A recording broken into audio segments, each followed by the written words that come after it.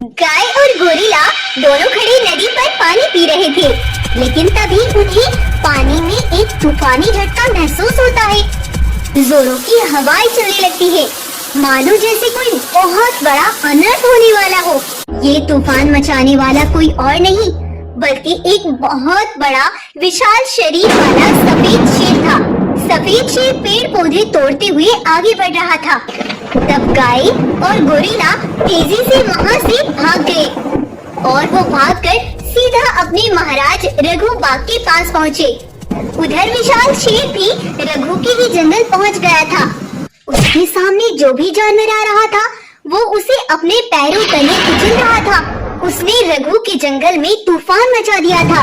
उधर वो गाय रघु से कहती है, रघु महाराज, एक खूनी तूफान बनकर वो सफेद शेर लौट आया है महाराज। उसने बहुत विशाल रूप धारण कर रखा है महाराज। गोरिल्ला, वो अपना बदला लेने आया है, लेकिन वह सब खत्म कर दे।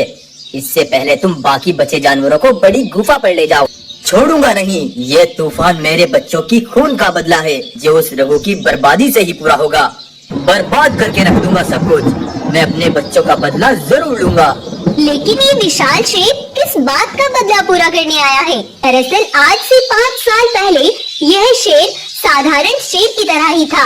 उसके यहाँ 2 बच्चे पैदा हुए। शेर की पत्नी बच्चों को जन्म देते ही मर गई थी। तब से शेर ने अपने बच्चों को ही अपना जीवन मान लिया था। लेकिन एक बार रघु बाग ने एक पहाड़ी से शेर के दोनों बच्चों को नीचे धक्का दे दिया और वो नीचे गहरी खाई में जा गिरे और उनकी वहीं पर मृत्यु हो गई। लेकिन बाघ को ये सब करते सफेद शेर ने देख लिया था। रघु, तूने मुझसे मेरा जीवन छीन लिया। इसका बदला तुझे बहुत भारी पड़ेगा। और आज ये शेर अपना एक विशाल रूप लेकर अपने बच्चों का बदला लेने आया था। अब रघु बाघ बहुत परेशान था।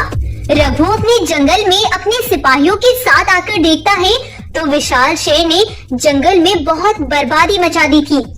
रघु यह देखकर बहुत उदास हो गया था। उधर रघु का बेटा अकेले ही जंगल में नदी पर पानी पीने के लिए जा रहा था। तब विशाल शेर उसके पास आता है। अरे बेटा, कहाँ जा रहे हो?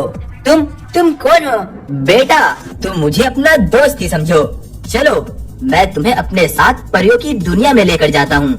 विशाल शेर रघु के बेटे को अपनी बातों में बहला कर ले जाता है और उसे जान से मार डालता है। उधर रघु बाघ जब अपनी गुफा पर पहुँचता है तो वहाँ उसका बेटा ही नहीं था। अब रघु और भी ज्यादा परेशान हो जाता है और वो अपने सिपाहियों से कहता है, मेरा बेटा कहाँ गया मेरा बेटा? ये काम जरूर उस विशाल शेर का ही है।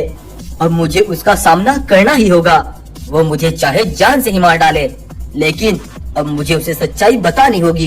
तब रघु अकेले ही जंगल के चौराहे पर जाकर खड़ा हो जाता है और जोर जोर से बोलने लगता है, विशाल शेर, तुम जहाँ भी हो, मैं चौराहे पर खड़ा तुम्हारा इंतजार कर रहा हूँ। तभी उधर से विशाल शेर बहुत तेजी से आता है और वो रघु पर जोरों का हमला करता है।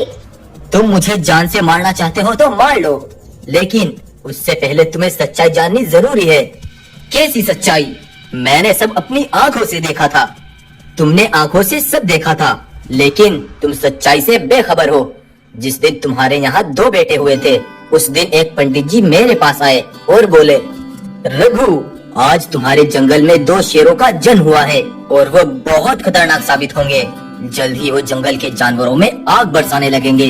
वो जंगल को तबाह कर दे। इससे पहले तुम्हें कोई फैसला करना होगा। वो बच्चे जिंदा रहते तो आज तुम या मैं जिंदा नहीं रहते, इसीलिए मुझे उन दोनों को मारना पड़ा। विशाल शेर जब ये सारी सच्चाई जानता है तो उसे अपनी गलती का बहुत एहसास होता है। मुझे माफ कर दो रघु।